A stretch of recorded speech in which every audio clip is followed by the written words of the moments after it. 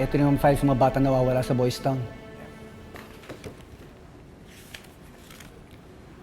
Yani, ayos ka lang ba? Sir, nakikita ko na kasi yung ugali ng mga bata sa Boys Town. Ang titigas ng ulo. Pati yung mga taga-Riles. Dinidisiplina mo lang, lumalayo yung loob sa'yo. Ganyan talaga ang mga bata. Lalo na sa mga ganyang edad. Tinuturuan ko lang naman tama, sir Nakilala ko pa yung mga magulang nila. Ang sa akin lang, sir, kahit nasan yung mga magulang nila, ayaw nila mapahamak yung mga anak nila. Isa pa, sir, mahal na mahal din sila ni nanay. Alam mo, napakabuti ng nanay mo. Pero, huwag ka mag-alala. Hindi natin susukuan ang mga batang ito. At makikita rin nila ang concern mo sa kanila. Wala ka ibang gusto, kundi ang mapabuti sila. Oh, ano ba mga proyekto natin sa mga bata? Meron, sir. Sakit ba? Malamang! Ay ko. Pero okay na yun. Kung gumagana naman yung mga plano ko Mga? Marami?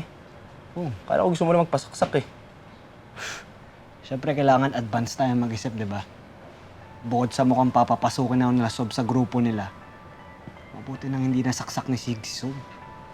Papatrobo na naman yung mga mukong na yun Mari lang pala yung masama yung loob mo sa kanila Pero ang totoo, gusto mo na silang protektahan. Tunay na tol mo pa rin sila, minimo. Drama na ito. Minimo. Drama. Ang importante ngayon, hindi nila tayo makita nag-uusap. Baka magduda yun sa'yo. Oo nga, baka mabulilyaso pa yung plano. Kulot ayokong malalaman to ni Sig at ni Dagul, Layo mo sila. Kopya, ako maging eyes and ears mo sa mission mo bilang isang double agent. Dami mong alam. Buka mo dumikit kay Seriani, Alam mo namang malakas yung pang-amay nun. Mahilig umepal. Ikaw na bahala.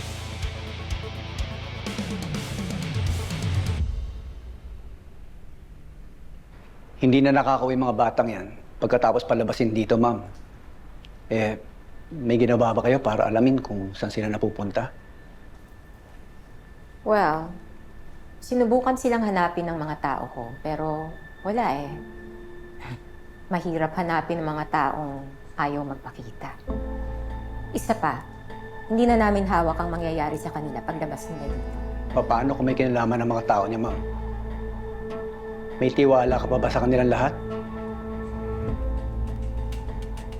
Yes, kilalang kilala ko ang mga tao ko. At I'm sure hindi sila involved sa mga batang yan. Actually, ikaw nga ang hindi ko pa nakikilala Ang tanong, mapagkakatiwalaan ka ba? Yes? Excuse po, Mr. Bayani Salvacion. Ako yun. May nagtip sa amin na nagpapasok ka raw ng droga dito. Ano?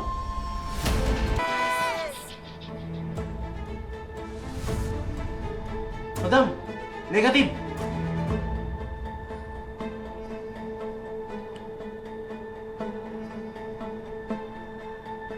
Sinabi ko naman sa inyo walang droga dyan.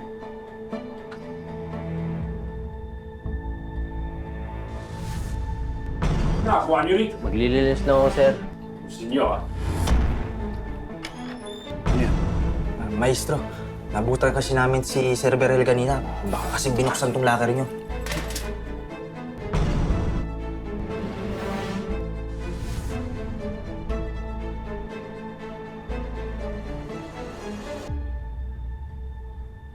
Sir, pasensya na po.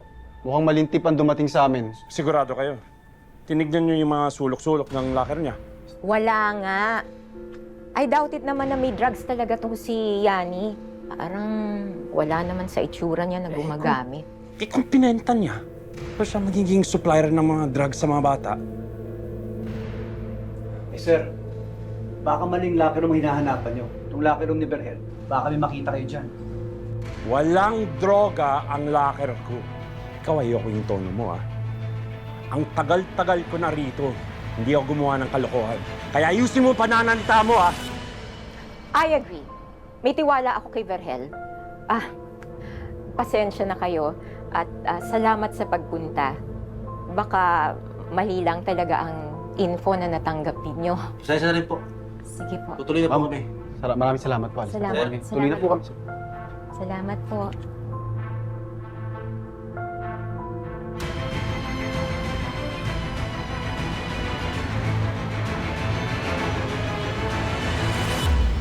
Ayun nga eh. Mamaya, oy, subukan natin mamaya kunin yung kunan natin. Ibig sabihin si Sir Verhel nagplanta ng mga droga? Sigurado yun. Buti nga, nasabihan natin si Soriano. Unahan yung kundi yung boses nyo. Yung una ka na nagigulpi talaga ngayon. Ayun na, sige lahat. Kalamahan nyo na ha.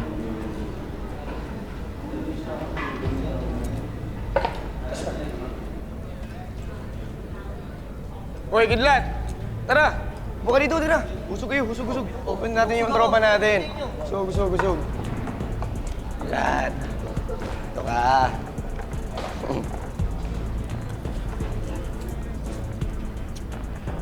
Parusa mo yan sa kapalpakan mo. Pag-ulam ka ngayon. Kidlat, kaya lang dyan. Magpakapusog ka lang dyan. Isipin mo na lang na pakonsuelo ko yan sa pagligtas mo sa akin.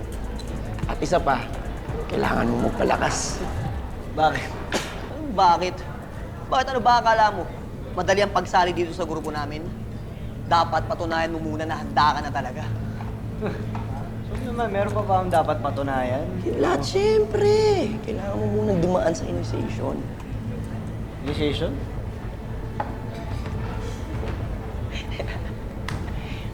Basta magpakabusog ka lang dyan. Kakain na tayo.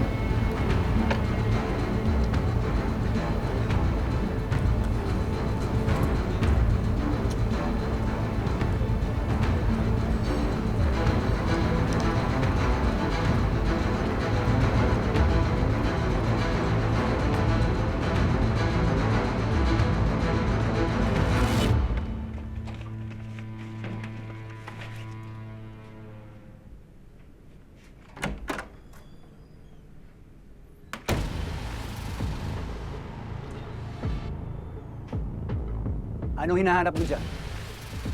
Yung droga plinanta mo? Wala na. Tinapon ko na.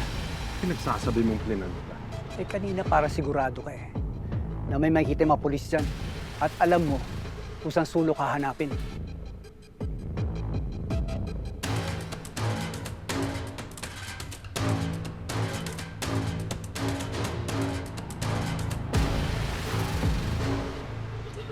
Maangas ka talaga.